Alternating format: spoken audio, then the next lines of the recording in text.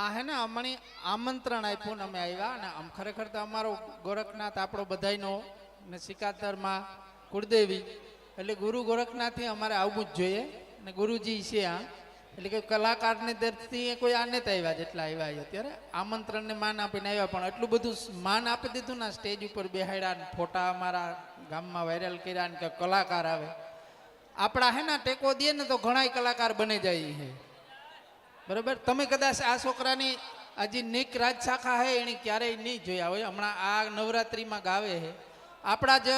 આપણો સમાજ કે આખો સમાજ ટૂંકમાં આપણા એરિયાના જે કોઈ હોય ગમન સાધનને હાલીને ગયા હતા અહીંથી અને એના અવાજમાં ગાવે ને બહુ સારા ગાવે એટલે એવી રીતે બધાય કલાકાર સારા જ છે પણ બધાય સપોર્ટ કરે તો કલાકાર બનાય અને આ આપણે ગુજુ અને ગુજુ ગોટીકલો નામ આપ્યું રાજવીરે ધ ભગતે નામથી એને કોઈ નહીં ઓળખે પણ અત્યારે આ જમાનો એવો છે કે રાતોરાત ફેમસ થઈ શકે ફોન દ્વારા અને ઇન્ટરનેટ દ્વારા અને મણી તો ડોહી કરી બરોબર અને મારી ઉંમર લગભગ બધાથી મોટી છે ડોહીમાં 90 વર્ષની તો 1-2 મિનિટ ડોહીનું કરીએ કારણ કે હું પણ વોટ્સઅપમાં ડોહીના ઓડિયા દોસ્તારના ગ્રુપમાં વાયરલ કરતા ને થેગા વાયરલ ફેમસ થઈ ગયો એટલે આ વસ્તુ એવી છે એટલે અમે ખાસ કરીને રામદેવ રાણા અને નાથાભાઈ ને ગ્રુપના જે કંઈ આ કાર્યક્રમ કરતા હતા એ બધા આયોજક 5-6 જણાને આમંત્રણ દેવા આવ્યા અને ખાસ એને આમંત્રણને માન આપીને ઘણા શું કે વ્યસ્ત ટાઈમ કાઢીને તમારો કિંમતી સમય દઈને આવ્યા એવું નથી અમારે રાતે ગમે ત્યાં પ્રોગ્રામ હોય ત્યાં કોઈક આમંત્રણ દેવું જોઈએ અને મફત જતા હોય ને એની વેલ્યુ ન હોય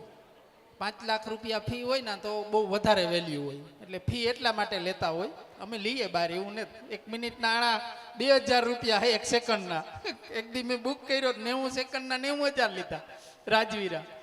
એટલે એડવર્ટાઈઝમાં અને મારા 1 મિનિટના 5000 છે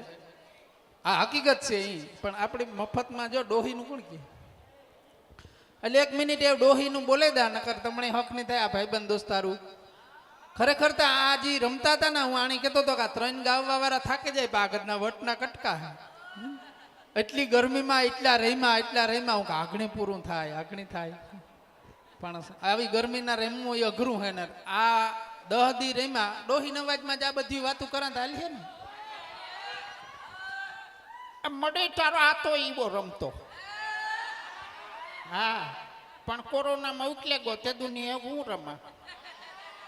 મને બહુ મજા આવે રમવાની પણ મને હે ને આ ભેળ ને પકોડા ને ખાવાનું મન થાય પણ લઈ જાય નહીં માં કોઈ પછી ઘેર બહુ બનાવે છે ને હું ખાતી હોય જાપટેલા મળી ડુંગળી વાળું ભાવે પણ પછી હરમ થાય છોકરા જોવા આવ્યા મળી રમવા આવ્યા માં હારું હારું કેણા દીકરા છે મને ઓળખાણ નથી પડતી તારો આતો ન આવતા વાડી હું ત્યાં તમને ન ઓળખામાં ડોફી થઈ ગઈ ને હું જે નહીં કડીમાં હાંધા આમાં ઘણાય વાંધા હે બા અને આમાં ઘણાય વાંઢાય છે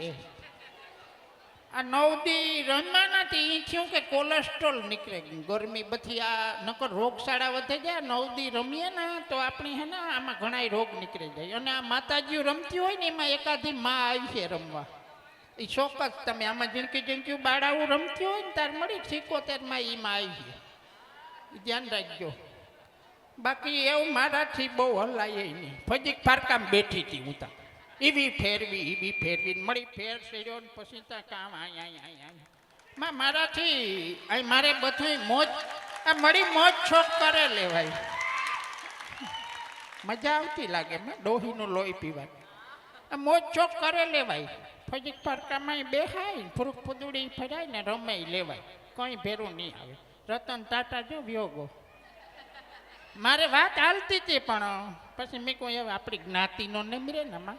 ન કરતા મારી ટાટા કંપની મારી હોત એટલે ઘણું થયું ને કે મારે દુખ્ય નહીં આ કોઈ સ્ક્રિપ્ટ હોય નહીં ખાલી મજા કરવાની હોય પણ કલાકાર જેવું માન આપ્યું હા અને અહીંયા બાજુમાં બ્લડ ડોનેશન હે લોહી દીજો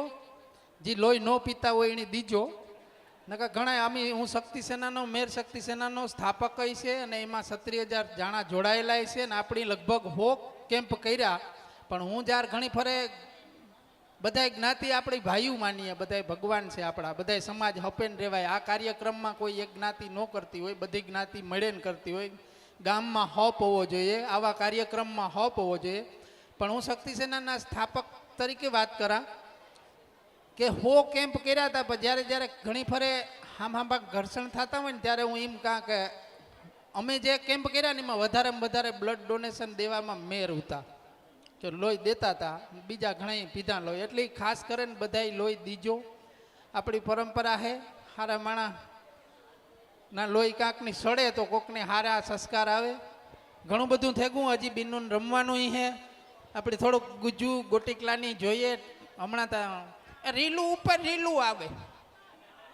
મોબાઈલ ખોલીએ તો ગુજુ ગોઠીકલો. એટલે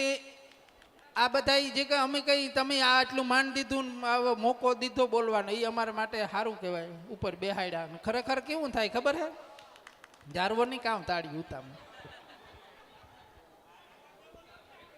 આ મારો અવાજ જ એવો છે. વોટ્સઅપમાં હું પેલા એની કરતો ને, પણ મારો અવાજ ઈબો થઈ ગયો કોરોના આવ્યું તે દુ. હા, આઈ પછી કે નહીં રાજાખી તમારે સાંભળ્યું બાતું જ કરે. જરાય હવે અહીંયા કઈ કદર નથી કરતા આઈની. આ હે ને ભૂલવે દીધી મારી વાત. એને કલાકાર નો કહેવાય, સાહિત્ય કલાકાર હોય ને શેઠ કાં વાત કરતા હોય ને પાછા ફેરવે ને જી વાયતી લેવે તાર આપણી યાદ આવે કે આ વાત હતી. જો હું એ સાહિત્યમ નેતા લાવી એવું આપણી ગુજ્જુ ગોટીકલાની બે વાતો કરી લઈએ, પછી બીનું રમવું હે.